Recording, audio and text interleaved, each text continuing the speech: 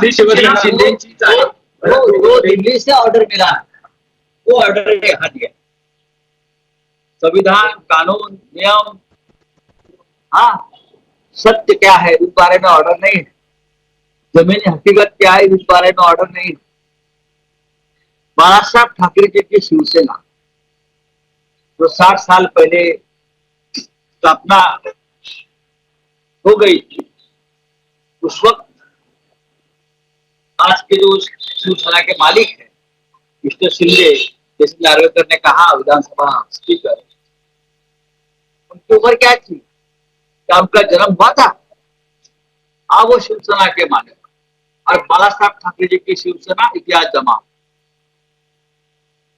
Bharatiya Janata party का एक बहुत बड़ा षड्यंत्र रहा, बहुत बड़ा पुराना सपना रहा था कि एक दिन हम बाला साहब ठाकरे की शिवसेना खत्म कर देंगे, लेकिन शिवसेना ऐसे खत्म नहीं होगी। आपके एक निर्णय से, आपके कागज से, आपके भाड़े के तट्टू के मुंह से कोई अधिकार शिवसेना जनता में है, शिवसेना महाराष्ट्र के रगो रगो में है। तो आज का जो निर्णय है वो कोई फैसला नहीं है, वो कोई न्याय नहीं है, कोई षड्यंत्र।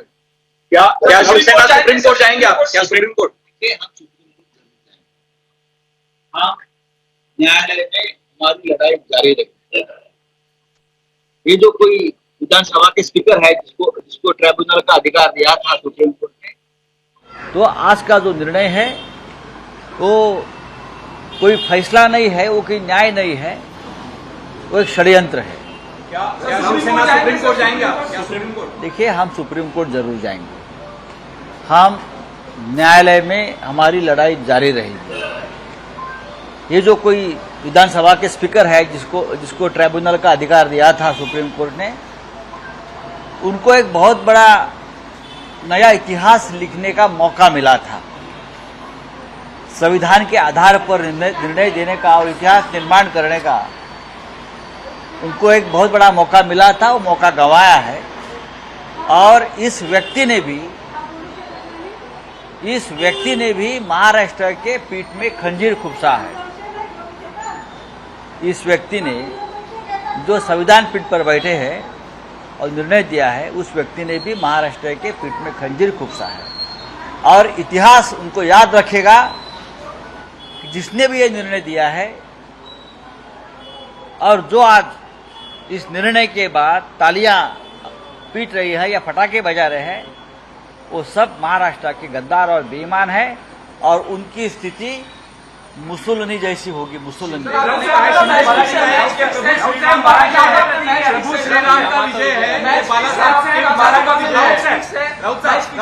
ये मैच फिक्सिंग है। हम सुबह कहा था ये मैच फिक्सिंग है। ये मैच फिक्सिंग के सिवाय दूसरा कुछ नहीं है। प्रभु श्री राम का नाम लेने का ये लोगों का अधिकार नहीं है। प्रभु श्री राम दशरथ राजा अपने पिता के लिए वनवास चले गए, और ये लोगों ने अपने पिता बाला साहब ठाकरे, राजनीतिक पिता बाला साहब ठाकरे की शिवसेना को वनवास में भेजने का काम किया है, भारतीय जनता पार्टी के गुलाम होकर। उद्धव ठाकरेंची प्रतिक्रिया आली आहे, खरी शिवसेना ही शिंदेचीच असल्याचं विधानसभा अध्यक्षांनी निकाल दिलेला आहे। भरत गोगावले हेच वीट मान्य केलेले आहे। बघा, विधानसभा अध्यक्ष यांना काय अधिकार आहे निर्णय देण्याचा? 65 वर्षापूर्वी, 60 वर्षापूर्वी ज्या शिवसेनेची स्थापना बाळासाहेब ठाकरेंनी केली, त्या शिवसेनेची मालकी भारतीय जनता पक्षाने नेमलेले एक व्यक्ती करणार का? निर्णय घेणार का? ज्या विधानसभा अध्यक्षांना बरं का त्यांची नेमणूक दिल्ली करते, दिल्लीच्या मेहरबानीवर त्याच्या खुर्चीवर बसतात, दिल्लीचे आदेश पाळतात, ते शिवसेनेचा भविष्य काय ठरवणार? बाळासाहेब ठाकरेंची शिवसेना अशा प्रकारे तुम्हाला दुसऱ्या चोर मंडळाच्या हातात सोपवण्याचा अधिकार कोणी दिला? जनता ठरवेल आता काय ते। पण ज्यांनी हे निर्णय दिले, जे आज फटाके वाजवत आहेत, जे आज आनंद व्यक्त करतात, त्यांच्या मोरक्यांची अवस्था ही इटलीतल्या मुसोलिनीसारखी होईल, हे लक्षात घ्या। लोक त्यांना सोडणार नाहीत। बाळासाहेब ठाकरेंच्या शिवसेनेची अशी अवस्था करणं, ती मातीमोल करण्याचा प्रयत्न करणं, हा महाराष्ट्राच्या पाठीत, मराठी माणसाच्या पाठीत खंजीर खुपसण्याचा अत्यंत अघोरी प्रकार आहे. पण शिवसेना यातून उभी राहील, उभी राहते आहे. लक्षात घ्या, आमचं आव्हान आहे, निवडणुका घ्या आणि कोणती शिवसेना हे आता तुम्ही ठरवा. माझं बोलणं पूर्ण होऊ द्या. इलेक्शन कमिशन हे चोरांचे सरदार आहेत. सर्वोच्च न्यायालयाने दिलेला निर्णय काय आहे? भरत गोगावले बेकायदेशीर व्हीप आहे. सुनील प्रभू हे खरे व्हीप आहेत. गव्हर्नरची केलेली संपूर्ण कृती बेकायदेशीर आहे. गव्हर्नरला बहुमत ठरवण्याचा अधिकार नाही हे सर्वोच्च न्यायालयानं सांगितलेलं आहे. या देशाचं सर्वोच्च न्यायालय शहाणं की हे आत्ता बसलेले 150 शाणे भारतीय जनता पक्षाचे एक स्वप्न होतं गेल्या काही वर्षापासून की बाळासाहेब ठाकरे आणि त्यांची शिवसेना या महाराष्ट्राच्या मातीतून उकडून फेकू हे गुजरात लॉबीचं स्वप्न पूर्ण करण्याचं काम घटनात्मक पदावर बसलेल्या एका मराठी व्यक्तीने केलं आहे. आणि मराठी माणूस या महाराष्ट्राचा त्यांना क्षमा करणार नाही. त्यांची अवस्था ही इटलीतल्या मुसोलिनीसारखी झाल्याशिवाय राहणार नाही. मार्क माय वर्ड्स. म्हणताय की हा बाळासाहेबांच्या विचारांचा विजय आहे, प्रभू श्रीरामाचा विजय आहे.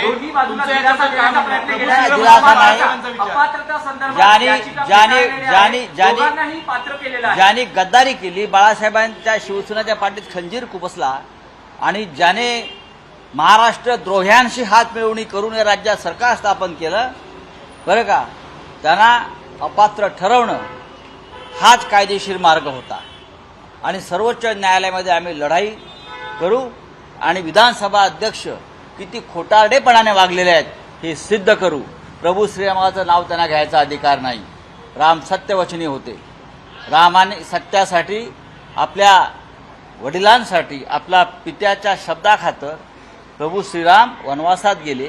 आणि इथे ज्या मायबाप शिवसेनेनं तुम्हाला सर्व काही दिलं, त्या शिवसेनेला तुम्ही गुलाम करून वनवासात पाठवण्याचं तुम्ही काम केलेलं आहे. तुम्हाला इतिहास क्षमा करणार नाही. या महाराष्ट्राची पुढली पिढी तुम्हाला क्षमा करणार नाही. आणि मी परत सांगतो, यांची अवस्था मुसोलिनीसारखी होईल शेवटी. डेफिनेटली ये गुजरात लॉबी ने बालासाहेब ठाकरे की शिवसेना खत्म करने का ये बहुत बड़ा षड्यंत्र है. ये गुजरात लॉबी का पाप है और हम लड़ते रहेंगे. शिवसेना ऐसी खत्म नहीं होगी. 2-4 लोग दिल्ली में बैठे हैं और वो तय करेंगे. ये मराठी आदमी की, मराठी मानुष की शिवसेना, महाराष्ट्र अस्मिता, महाराष्ट्र की शिवसेना इस प्रकार से आप खत्म करके मुंबई को अपने कब्जे में नहीं ले सकते. हम लड़ेंगे चाहे हमारी जान चली जाए. 106 लोगों ने जान दिया है महाराष्ट्र के लिए. हम और भी जान देने को तैयार है शिवसेना के लिए. चाहे तो अभी आपकी फौज यहाँ लेकर आइए बंदूकें लेकर, हम मरने को तैयार है. हम लड़ेंगे. कुछ टेक्निकल मुद्दों पर बात होनी चाहिए. उन्होंने कहा कोई टेक्निकल मुद्दा नहीं है. उन्होंने कहा कि टेक्निकल मुद्दे पर शिवसेना नहीं बनी है. कौन एकनाथ शिंदे, कोई एकनाथ शिंदे, कौन भरत गोगावले, उनकी औकात क्या है? कौन विधानसभा स्पीकर, वो तय करेगा. 40 एमएलए निकल गए तो पार्टी उनकी हो गई. विधानसभा का स्पीकर सिर्फ ये तय कर सकता है कि पार्लियामेंट्री पार्टी किसकी है, वहाँ क्या बहुमत है, ये तय करने का शायद उनको अधिकार है. कि विधानसभा में 40 लोग, 30 लोग शिवसेना छोड़कर चले गए, उनके पास बहुमत नहीं, यहाँ की पार्टी उनकी हो सकती है.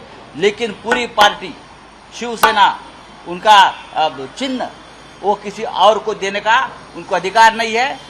बेकायदेशीर विधानसभा अध्यक्षांनी हा बेकायदेशीर दिलेला निर्णय आहे. हे अध्यक्षच बेकायदेशीर आहेत आमचं असं म्हणणं आहे. आम्हाला घटना सांगू नका. अहो सोडाव मग या. अहो ऐका ना, या एकनाथ शिंदेने कुठली घटना आणली आहे? मग घटना एकनाथ शिंदेने लिहिली का भरत गोगावलेने लिहिली आहे? कोणाची घटना कोण सांगतायत? विधानसभा अध्यक्ष कोण ठरवणार? तुम्ही काय सांगताय मला? 2018ला आज विधानसभा इलेक्शन बनालेली आहे, त्याच्यावर तारीख नाहीये, नियमानुसार निवड नाहीये आणि पक्षप्रमुखांना अंतिम अधिकार नाही. राष्ट्रीय कार्यकारिणीला अंतिम अधिकार आहे एखाद्या नेत्याला त्याच्या पदावरून काढण्याचे. असं या सगळ्या राष्ट्रीय कार्यकारिणीनेच घेतलेले निर्णय आहेत. राष्ट्रीय कार्यकारिणीनेच पक्षप्रमुखांना दिलेले अधिकार असतात. हे जर विधानसभा अध्यक्षांना माहीत नसेल, मुळात त्यांचं निकालपत्र दिल्लीहून टाईप करून आलं, हे त्यांनी दिलेलं नाही आहे, बरं का. हे जे मी सांगू शकतो हे कोणी ड्राफ्टिंग केलेलं आहे. हां, महाराष्ट्राच्या पाठीचा खंजीर खुपसलेला आहे. शिवसेनेला खतम करणं म्हणजे महाराष्ट्राला खतम करणं आहे. बाळासाहेब ठाकरेंची शिवसेना अशा प्रकारे खतम करणं म्हणजे संपूर्ण या 11 कोटी मराठी माणसाच्या पाठीमध्ये खंजीर खुपसण्यासारखं आहे. आणि ते काम आज एक मराठी माणूस राहुल नार्वेकर याने केलेलं आहे. इस मंत्री के बाद आपकी कुछ बात हुई उद्धव जी से बात हुई, उन्होंने क्या कहा, क्या नेक्स्ट कोर्स ऑफ एक्शन क्या होने वाला है शिवसेना का? उद्धव ठाकरे से आपकी बात हुई, क्या उन्होंने कहा? मैं इतना ही कहूंगा, शिवसेना खत्म नहीं होगी. आप चाहे कितनी कोशिश करो, ये गुजरात की लॉबी कितनी भी कोशिश करो, आप कितना भी खोके लेके आओ, शिवसेना खत्म नहीं होगी. आमच्या रक्तामध्ये शिवसेना आहे. बाळासाहेब ठाकरेंची शिवसेना अशी खतम होणार नाही. ते म्हणतात की हा बाळासाहेब ठाकरेंच्याच विचारांचा विजय आहे असं म्हणतात. शिवसेना युपीटीला एक दिलासा आहे का की त्यांच्या आमदारांना आम्ही त्यांच्या मेहरबानीवर जगत नाही. आम्ही हौतात्म्य पत्करायला तयार आहोत. या आमदारक्या आणि खासदारक्या म्हणजे शिवसेना नाही, हे लक्षात घ्या. एकनाथ शिंदेना जाऊन सांगा, तुमचं मुख्यमंत्रीपद तुम्हाला लखलाप, तुम्ही जे पाप केलेलं आहे शिवसेना खतम करण्याचं, इतिहास तुम्हाला क्षमा करणार नाही. एकनाथ शिंदे तर दीक्षा म्हणून पुढची कारवाई कशी असणार आहे, लोकांमध्ये आपण काय घेऊन जाणार आहे? दिया गया है. ये काला दिन है हिंदुस्तान के इतिहास का, लोकतंत्र का इतिहास का. हा काळा दिवस आहे आणि मराठी माणसासाठी हा अत्यंत काळा दिवस आहे. विधानसभा एक प्रश्न राहतो की स्टेट पार्टी ज्या आहेत, प्रादेशिक पक्ष जर अशा पद्धतीने 10 शेड्यूल अंतर्गत कारवाई व्हायला लागली आणि पार्लमेंटरी लेजिस्लेटिव्ह पार्टीला जर ते मुख्य पक्ष मानून कारवाई करायला लागली, तर प्रादेशिक पक्षांचं भविष्य या देशातल्या प्रादेशिक अस्मिता खतम करून आपणच एकमेव पक्ष भारतीय जनता पक्ष राहावा, यासाठी ही सुरुवात त्यांनी महाराष्ट्रातून केलेली आहे. नाही, पण जरा विधानसभा अध्यक्षांचं एबीपी माझा, उघडा डोळे बघा नीट.